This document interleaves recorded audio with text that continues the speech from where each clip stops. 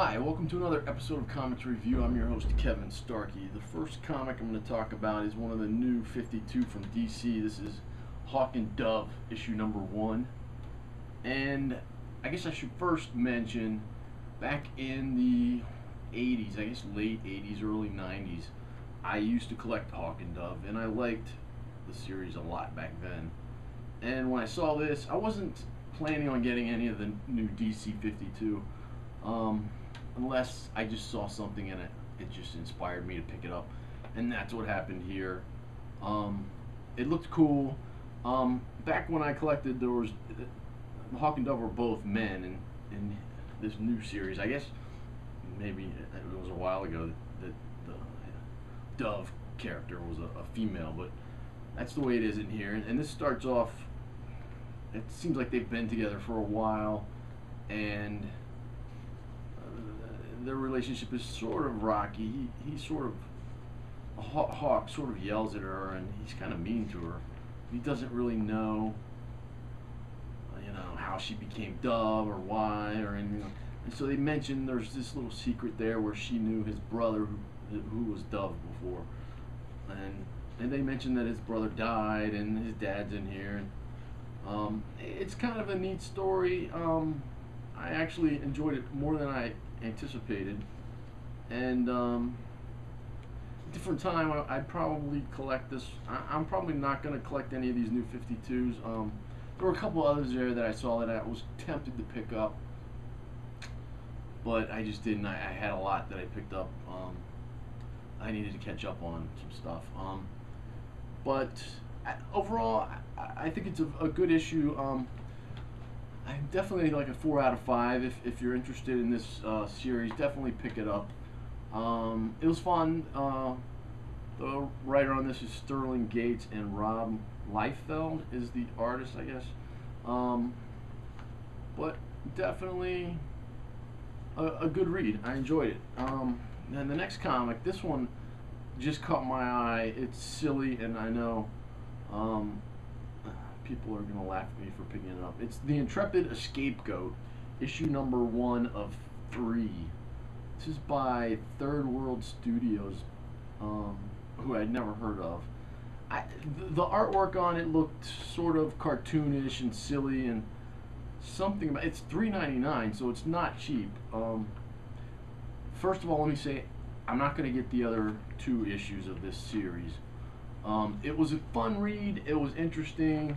It was like animal characters and people characters all talking and living together, and like this scapegoat guy's like a magician, and he's got this girl who's his partner. She's Isis, I think, from Egypt, and they have sort of an act together, and a stage act, and there's some supernatural stuff in here where these 2 guys are Scapegoat and Isis say, "Oh, we're magicians. We just pretend to do magic," and there are other people out there who pretend that they have supernatural powers, but they really don't, and we like to go around and show how they're phony, but there really is supernatural powers out there, but they're very rare and stuff like that. And so they hear about this person who's gonna put on this show, and they have the Buddha's tooth. It's some necklace with like a tooth on it, and they can talk to the dead or whatever. And so they're like, "Oh, let's go to this and debunk this person." And it's like a cat person, and she starts doing her hocus pocus routine, and her assistant starts busting up the place and steals the necklace and busts out, and they realize he's a zombie. And it was kind of a fun read. The artwork's very silly and simplistic and cartoony, but kind of fun. It's not really a kid's comic because of the violence and the zombie stuff and sort of the supernatural stuff and the fighting. So it's kind of it fits into a weird genre where it looks like it's a kid's comic, but it's not really. I mean, there's nothing terrible in here. you know, for a kid, but I don't know that it would be appropriate for a kid. Certain kids, especially. Um, and it's $3.99. It's a little too expensive, I think. I enjoyed it on a certain level. It's kind of a fun read. It's definitely a good 3 out of 5, I guess. If if the genre is something that appeals to you. But I'm not going to be collecting that either. So that's 2 duds there for me. Now here is The Punisher, issue number 3 from Marvel. This is a new series that just started. Rucka is the writer on this, Greg Rucka, and Marco Cheto is the artist. And I love the art style. Really good use of colors, and you know, there's like a whole page shot there. This issue, they introduced this. Well, I guess it was in the previous issue, issue number 2, where they introduced this Vulture, like supervillain character, and I have to say I wasn't too impressed with him. Great artwork in here, though. I really love it. This Punisher series, though, is different from most because, you know, the Punisher hardly says anything. It's not really from his perspective. You don't see him preparing to go out and fight for that night, or, you know, preparing by studying things, or you don't see anything from his point of view at all.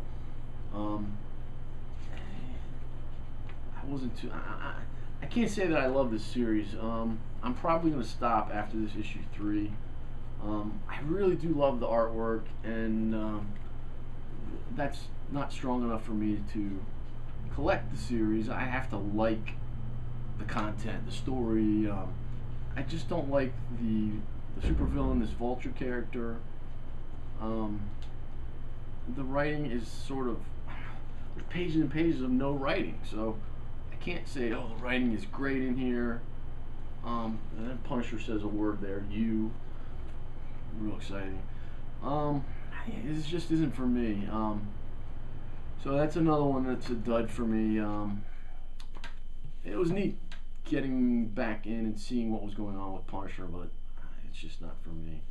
The last comic I'm going to talk about today is Jennifer Blood. This is issue number 4 from Dynamite.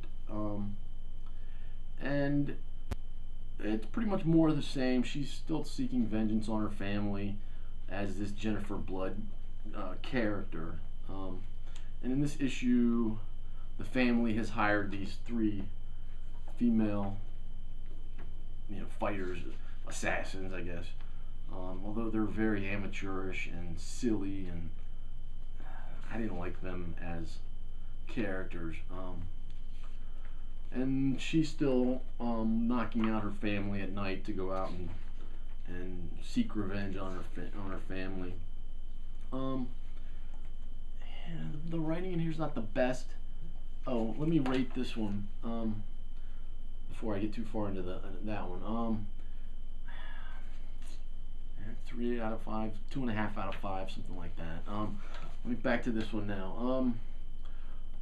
So basically, the family hired these 3 ninja girls, and they say, "Oh, we're gonna do this thing. We're gonna move people around. And we're gonna be really obvious about it, so that Jennifer Blood will think that we're in this building. And meanwhile, we'll put you guys in this building, these 3 ninja girls, and you'll be there waiting for her to show up, and then you'll kill her for us, because she's causing our family a lot of trouble." So Jennifer Blood's a lot smarter than that. She knows, she can figure out what's going on, and she goes in there and takes care of business, basically.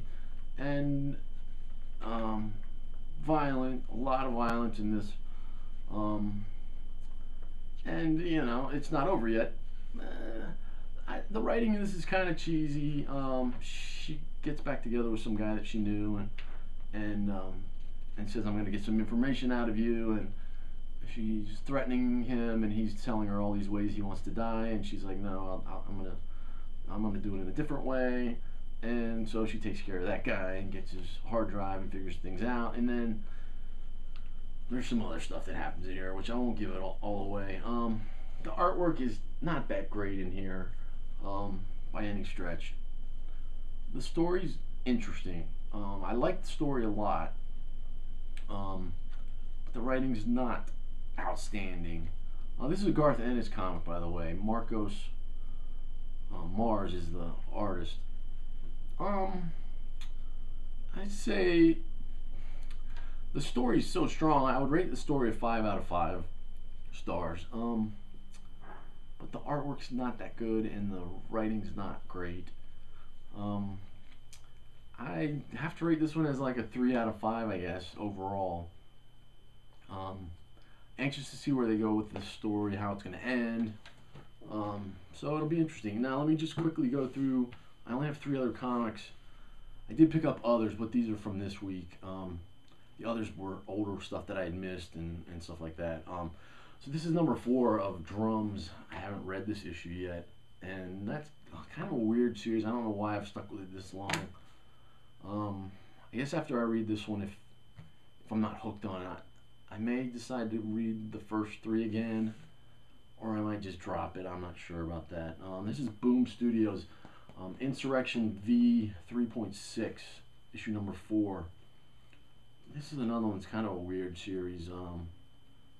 Futuristic sci-fi kind of a thing.